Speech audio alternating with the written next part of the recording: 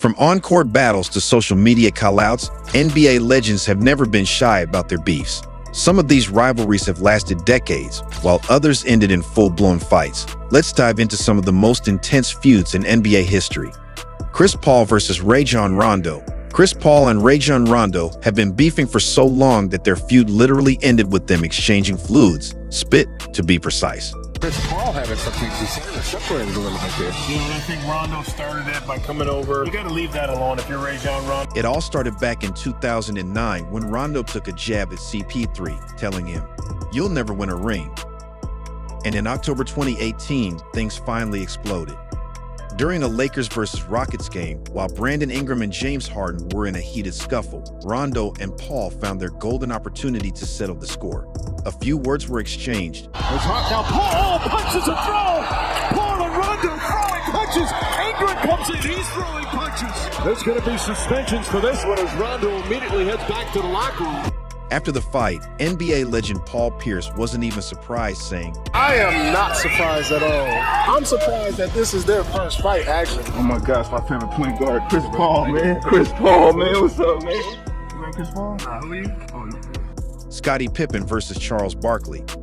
What happens when a serial winner teams up with a serial loser? Well, this. Back in 1999, Michael Jordan retired for the second time, leaving Scottie Pippen looking for a new team. He decided to join forces with Charles Barkley in Houston, a move that seemed promising but came with a warning from MJ himself. Jordan had been close friends with Barkley and knew exactly what to expect. Charles Barkley, I told, would never win because he doesn't dedicate himself to winning. MJ wasn't wrong. Barkley got injured early in the season and Pippen played some of the worst basketball of his career. Frustrated, he demanded a trade but didn't leave quietly. He could never expect an apology. If anything, he owed me an apology for coming and playing with this sorry fat, but he's a very selfish guy. He doesn't show me the desire to want to win. That's my reason for wanting to get away from playing with him anymore. Barkley wasn't one to take disrespect lightly, so he clapped back in the most Charles Barkley way possible. As you know, I always carry a gun with me. So if I get arrested for murder, y'all know he didn't apologize. Ray Allen versus the 2008 Celtics. Ray Allen thought he was making a smart career move. Instead, he made enemies for life. The Celtics were an Eastern Conference powerhouse, but after winning the championship in 2008, things started to fall apart. Tensions between Ray Allen and Rajon Rondo reached their breaking point, and it got so bad that they reportedly put on boxing gloves and literally fought it out. But in 2012, Ray Allen made things personal. He left Boston and joined the team they hated the most, the Miami Heat. They had beef, and so they boxed it out. They put on gloves. They put on gloves and really threw hands. You watched it. I watched it. Kevin Garnett, the heart and soul of the Celtics, was done with Ray after that. He's the enemy now. To this day, the 2008 Celtics squad remains tight, but there's always one face missing from the reunion photos, Ray Allen. All of the friction or whatever existed between you and Ray Allen happened. What I said publicly was this: he's the enemy because he went to the enemy. It's not that he departed from Boston. It's that he went to the very team that they considered the enemy more than anybody, which was the Miami Heat. Am I right or wrong, Sandy? You're unquestionably right, and I agree with everything you said. LeBron James versus Kareem Abdul-Jabbar. LeBron James and Kareem Abdul-Jabbar are two legends from different eras, but their relationship, not exactly friendly. What's your biggest takeaway so far? Very smart man. Very smart man. In 2020, during the peak of COVID, LeBron made a harmless joke on Instagram. Kareem, however, wasn't amused, calling it a stain on LeBron's legacy. Things only got worse when LeBron celebrated a game-winning three-pointer against the Pacers with the infamous Big Balls dance. Kareem wasn't having it. Winning should be enough. Why act childish and disrespect your opponent? Ron was fined $15,000 for doing a big ball stance after the Lakers win over the Pistons. For me, winning is enough. Why do you need to do a stupid, childish dance and disrespect the other team on the court? Fast forward to 2023, and the tension between these two icons had only grown. We were here a couple... And I will never retire! The Chuckster versus Kevin Durant. Charles Barkley has earned a reputation as the biggest hater in basketball, but his relentless shots at Kevin Durant crossed every limit. The beef between these two has been brewing for years, but it hit a new level during the 2022 playoffs. KD and the Brooklyn Nets were getting obliterated, and Chuck had had enough.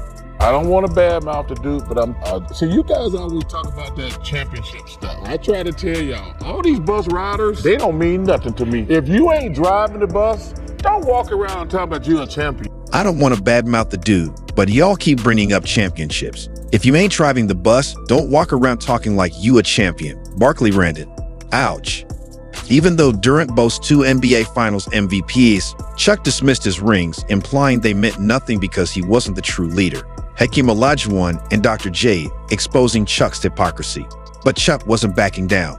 He doubled down in another interview, calling Durant too sensitive and saying, he's very sensitive, great player. He's part of that generation who think he can't be criticized. And while Durant would absolutely torch Barkley in a one-on-one, this wasn't about skill. It was about pride. Shaq versus Dwight Howard. Some beasts are about championships. Some are about legacies. And then there's this. 2 dominant centers waging war over a superhero name. Shaquille O'Neal and Dwight Howard have eerily similar career paths. Both were drafted first overall by the Orlando Magic. Both were traded to the Lakers, and both were notoriously bad at free throws. But Shaq had built his brand around one thing, being the most dominant force the game had ever seen. And for him, that meant claiming the title of Superman. He was the undisputed owner of the nickname, or so he thought. Then came Dwight Howard. In 2008, as Shaq's career began to decline, Dwight put on a Superman cape and soared through the air for one of the most iconic dunks in NBA history. The crowd went wild. The name Superman started getting attached to Dwight, and Shaq, he was not having it. All you gotta do is win a dunk contest to be called Superman. Don't call me that no more. That's all I'm saying. I don't know. Hey, I'm just saying. He got a Superman-themed motorcycle, commercials. I was making a cup of coffee. I pressed a button, and the machine caught on fire. And then out of nowhere, Superman swooped in and put it out. He mocked him on social media, laughing at his expense. Eventually, Dwight had enough. Like I said before, you will get devoured. But don't you ever call me Dwight Howard. That's not doing LeBron. Huh? Who the hell is the Bill Superman? Phoenix Suns, I'm the best, I'm #1. Ask Kobe, ask Dwayne Wade, ask anybody. He challenged Shaq to a boxing match. A battle of 2 towering giants over a superhero nickname. Now, that's a beef for the ages. But as wild as this feud was, it wasn't even the strangest clash in NBA history. Tried with the Magic. That was tragic. And then he tried with the Hawks. That's what he thought. And then he tried with the Rockets. They told his ass to eat and stop it. Because next, we have the most legendary duo of all time, locked in an unforgettable war. Michael Jordan versus Scottie Pippen. Michael Jordan and Scottie Pippen went from being the NBA's most legendary duo to bitter enemies. It all started in 2020 when Jordan and the Bulls released The Last Dance, the hottest documentary of the year. While it gave fans an inside look at the championship-era Bulls, it also painted Scottie in a less than flattering light. And when he finally got the chance to speak out about Jordan stealing the spotlight, he didn't hold back. I thought it was a great documentary. I felt like the documentary only told a story that sort of glorified him and not glorified us as a team. One of the most shocking revelations was Scottie's infamous contract blunder. While Jordan was raking in $32 million a season, Pippen was stuck with a humiliating $2 million salary. In 1998, frustrated and undervalued, Scottie sat out half the season in an attempt to force a better deal. But Jordan didn't care. He even called Pippen selfish for putting himself before the team.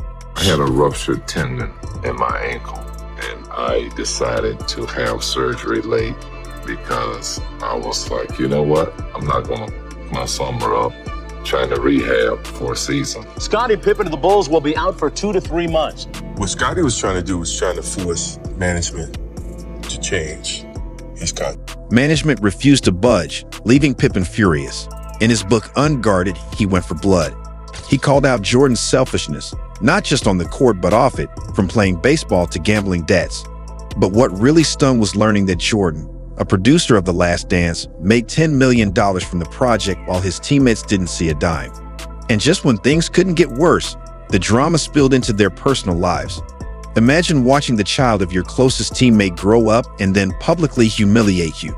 That's exactly what happened when Marcus Jordan, MJ's own son, started dating Scottie's ex-wife, Larsa. I think it's safe to say that we all know there's other things Scotty's a little upset about. This beef wasn't going away. But Jordan and Pippen weren't the only legendary duo that crumbled. Kobe Bryant versus Shaquille O'Neal's.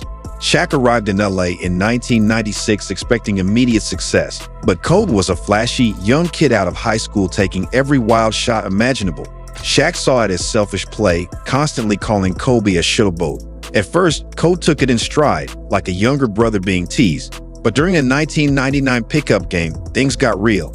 We were playing a pickup game. We're on opposite teams and trash talking. Yes. And you kept saying, yeah, take that little. I'm looking around. Oh, me. Yes. I said, oh, hold on. Ain't gonna be too many more of those little. What you saying? What you gonna do about it? What you gonna do about it? The next thing I knew, I saw a big hand coming this way. I remember going this way. And then they all just kind of broke us apart, broke us up. Tensions erupted. Shaq threw a swing and teammates had to break them up. Despite the tension, their greatness still led them to 3 straight championships. But by 2001, cracks in their partnership deepened.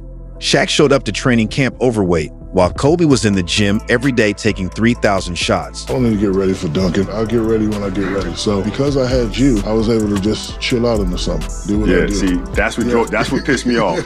That was it right there. They managed to keep it professional long enough to win, but off the court, different story. In 2003, Kobe was embroiled in a sexual assault case that made him the league's most controversial player. He expected support from his teammates, but after once again criticizing Shaq's conditioning in the media, the big man was done. Shaq even showed up to practice early, ready to fight. Instead, Kobe confronted him emotionally, saying Shaq never had his back during his darkest moments. But instead of sympathy, teammates sided with Shaq. That was it. No more patching things up. The Lakers had to choose, the aging, out-of-shape Shaq or the future in Kobe. They traded Shaq to Miami, leaving Kobe alone in LA. At first, it seemed like the Lakers had made the wrong choice. In 2006, Shaq won his 4th ring with the Heat while Kobe struggled. When Kobe lost the 2008 finals, Shaq even rapped a diss track. Last week, Kobe couldn't do without me. You know how I mean. Last week, Kobe couldn't do without me. Determined to prove he could win without Shaq, he went back-to-back in 2009 and 2010, sealing his legacy. One more than Shaq. You can take that to the bank. Shaq was furious. Do you think I was pissed when you got number 5? Of course you were. No doubt. I told my house. No doubt. I bet you did. No, I went because when I got 4, you got 4. I was like, hey, I got 4, he got 4. Let's trade. When you got that 5th one, and then hold on, you said, I just want to get one more. Absolutely. Absolutely. But when it comes to long-lasting beefs, Michael Jordan and Isaiah Thomas might take the crown. Jordan versus Isaiah. This beef started all the way back at the 1985 All-Star Game. Jordan felt like Isaiah froze him out, refusing to pass him the ball.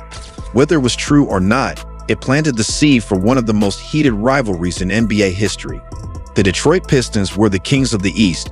Jordan was the best player in the world, and when they met in the playoffs year after year, Detroit had a plan, the Jordan rules. The secret? Simple. Beat Jordan up. Every time he touched the ball, he got hit hard. Detroit's bad boys were the most hated team in the league, but they weren't about to stop playing dirty unless someone forced them to. We got to that hill, we almost looked over the hill, and I was devastated. I was absolutely devastated. And in 1991, the Bulls finally did. When Chicago eliminated Detroit, the Pistons couldn't take it. Instead of shaking hands like champions, they stormed off the court before the final buzzer even sounded. Jordan never forgot that disrespect. I don't care what he says now. I know it's all bullshit. Whatever he says now, you know it wasn't his true actions then. You know, it's time enough to think about it. You can show me anything you want. There's no way you can convince me he wasn't that. So. But the bad blood didn't stop there. The Dream Team snubbed. In 1992, Team USA assembled the greatest basketball squad ever, the Dream Team. But there was one rule: if Jordan played, Isaiah Thomas wouldn't. Even Magic Johnson, who had beef with Isaiah himself, had to admit, the best point guard of all time is me, and right behind me is Isaiah Thomas. No matter how much I hate him, I respect his game. Nobody's ever gone on national TV and called me an expletive, then publicly said they hate me. He let him have a pass. And everybody's still cool. Ain't no hate for Jordan. We just want some realness. Ain't nobody nowhere has ever got on national television and called me an asshole and then publicly said you hate me. If you enjoyed this, don't forget to like, share, and subscribe for more legendary NBA stories. Hit that notification bell so you never miss an upload.